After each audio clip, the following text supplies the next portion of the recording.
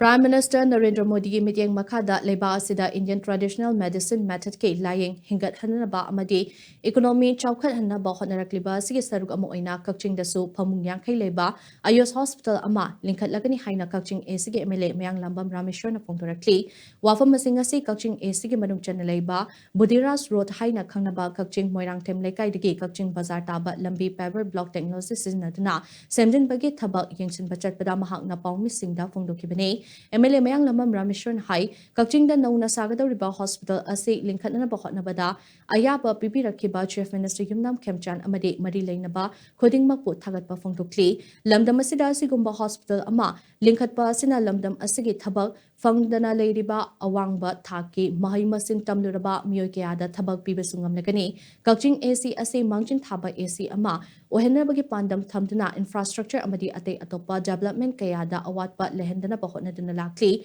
ACSC Semjin Ba Wathori Balampi Singh Su Atubada, Sembalush Lagani, Hauzik Su Chief Minister Gimiting Makada Lamdam Asigi, Nupi Singh, Ahenba Sentok Lambi Lehenduna, Lamdam Asigi Semitlon Fagahanaba Self Help Group Singh Semduna, Sentang Tadanaba Taurang Tauriba Sida ACSC Miamsu Enrollment Tahoduna, Beneficiary Oina Bahonaminasi Amade Kudong Chaba Ase Lominasi Haina Mahakna Apple Toki, Emile Makata na Hai, Chief Minister Gi Liching Makada Hauzik Lamdam Asigi, Laira Bamiam Ana Layingda, Tengnaripa Awaba Kaya se, Kokanaba Manipuri gi Mapanda Anaba, Lying Bachatlabasu PMJAY gi Kudong Chapa, Fanghanaba, Hana CMHT card Piraba Sing PMJAY card on Naba Kem Tauriba Sida Sarukyadana, PMJAY card, Pinaba Hona Hose, Lunana Elizabeth Oiraba Singna registered of Sinduna card, Sanana Bahona Se Hainaso Mahakna Fondo K.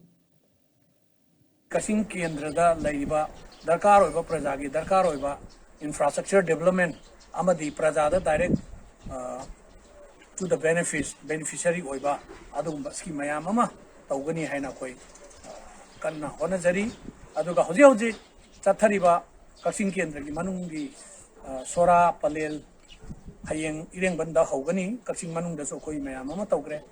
Chief Minister Gi Health Card Pai Vasingi. Makoi is Pradhan Mantri Health Card of Onthoga,